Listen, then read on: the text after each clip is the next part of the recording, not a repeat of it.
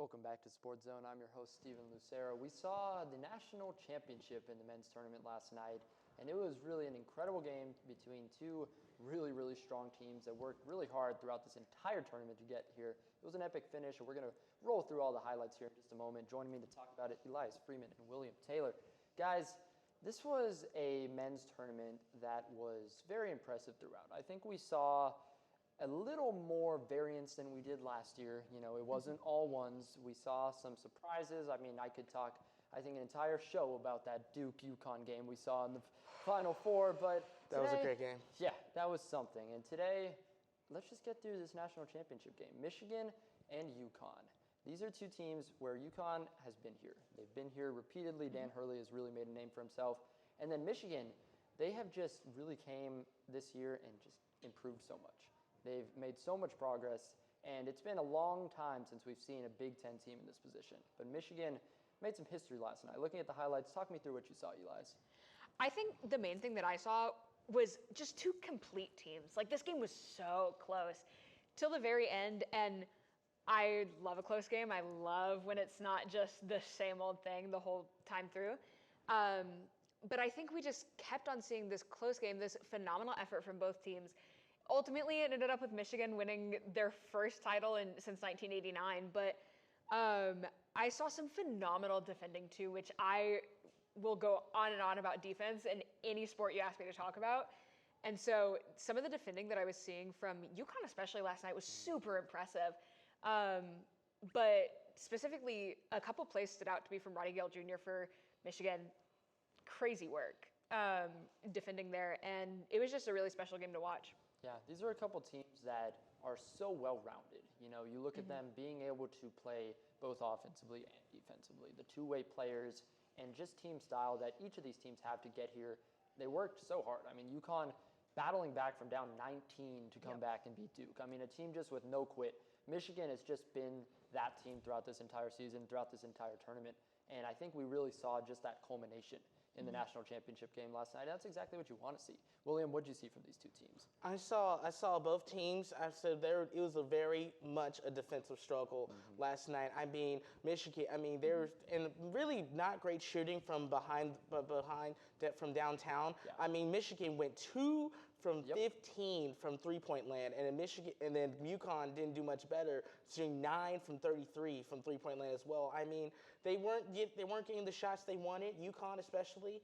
I think Michigan played excellent perimeter defense. I think they were just keeping a hand up at all times. I think Michigan did a really good job going down here, getting to the rack and getting to the line, especially hitting those shots. And this was very important in order to win that game. Well, and what I saw is I think a lot of the times when you get down to the championship game, it becomes kind of like something, it can be kind of a boring game to watch. But what I saw last night is two teams that deserve to be here. They worked to be here. And it was a really cool game to watch because you could tell how much fight they both, like you said, UConn, no quit team. And I think we really saw that last night too. Absolutely. And William, the stat you had with the three-pointers is really a good one. And it's something I want to highlight because if you had told me going into this game that UConn would have made 7 more threes than Michigan did, I think I would have told you UConn won this game. Yeah. You know, I think it's really one of those deceiving stats. As we look at the box score right here, team shooting percentage, you know, just from field goal was better for Michigan, but it was some of these stars, Elliot Cadeau, Yaxel Lendenborg, and it just felt like they took over this game. They fought on the inside, and they, you know, I think this was a game where Michigan hadn't had a lot of close matchups throughout this year, but they proved that they could win ugly. They could win fighting, pounding on the inside, because UConn did not play a bad game. They shot better from the outside, 7 threes better. But Michigan just asserted their will inside, and they found a way to win. How much do you think that really just speaks to this Wolverines team and their fight? I mean, I've said it before, and I'll say it again. I think your wins matter just as much as your losses. And I think being able to win ugly is, like I said, this was one of those games where I saw a really even matchup for the most part of the game. And I don't think it necessarily speaks to the Huskies' abilities that they didn't win. But I saw so much fight from Michigan being able to come back from like being outshot completely is something that's super impressive. Playing a complete game, I think, is super important. You can't rely on shooting. I feel like that's a problem that we see in basketball a lot right now is people want to just rely on shooting. They want to just rely on offense. You have to play a complete game in order to win the Natty, and that's how it goes. And that's what got Michigan there. Absolutely. That's what Michigan did. And this is a Michigan team overall that was constructed maybe a little bit differently than we've seen from some past national champions. They had some transfers. I mean, you look at Elias, who was just incredible in this game. Yeah. This is a player that came from North Carolina and has found a home in Michigan, and so many of them did. Do you think that this will kind of encourage teams to prioritize finding those veteran transfers in the portal, William? I think it will. I think you find a veteran transfer like Cadeau, you can find someone like them, especially given their veteran history and that they know that they're a proven talent. Yes. They're proven. Knowing that they're able to play the game, they can play it at a high level, especially in these close games and March Madness. You can definitely be able to properly construct a team around them in order to go to win these big games like Michigan just did last night. Yeah, that's exactly what Michigan did last night. What are you thinking on that, Eli?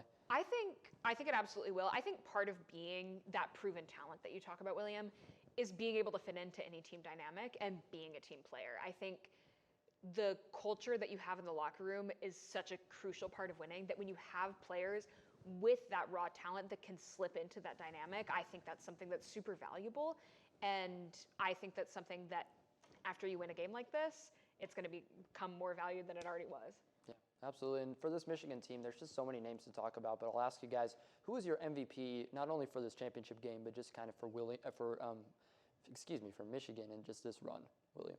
My MVP was Yaxel Ledenberg. Yeah. I mean, he did a phenomenal job. He just did a job leading. He did a phenomenal job rallying this team, especially getting down low, getting to the rack, and getting to the line especially. He did what he needed to do.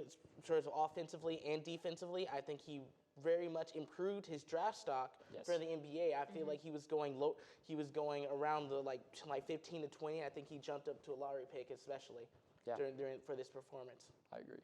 Yeah, I mean, stereotypical highest point scorer, but I got to go with Cadeau. I saw a really complete game from him.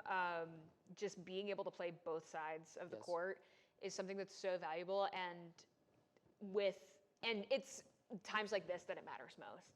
So when you're able to show up in these big games, which is something so many players have struggled with, I think that bodes well for your future in a professional setting. Absolutely. Both of the guys you mentioned, once again, just speaking to that ability to be two-way players. Yep. To play not just, going off and having a great game offensively, but committing and winning and just making that effort defensively that wins championships. And we saw it for Michigan last night. I know it's a tough phrase, but it just felt like it all came true, and just with their physicality, really playing well. And as you said, raising some of their draft stock as well, especially for Yaxel. It's going to be very impressive to see what he continues to do, and I think he'll have an NBA career ahead of him. But looking at this tournament as a whole, obviously it all came down to this one game, but there are some incredible performances throughout. Eli, what were some of your top players and top teams from throughout the tournament? Oh gosh, it's hard for me to just narrow it down to one. I feel like, listen, my first ever basketball game I went to was March Madness. And I love March Madness. It's my favorite time of year.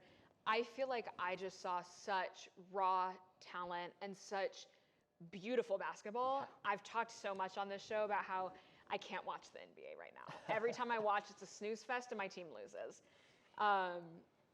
But being able to see just quality basketball being played is something that I value so much. So it's hard for me to narrow it down to one team, one person, because as a whole, I just think this tournament was such a special watch. Yeah, it really was. And I mean, I'm gonna disagree just a little bit in the fact that I love the NBA, but I know that's a hot take. I know, but guys, it's a great league. But I love March even more. I'm gonna be honest. Yeah. I just think that the dynamic it brings is just so special. It's so incredible. We could talk about it forever, but we are gonna talk about the NBA. No, just kidding, not yet. We're gonna talk about the MLB and the Texas Rangers coming up.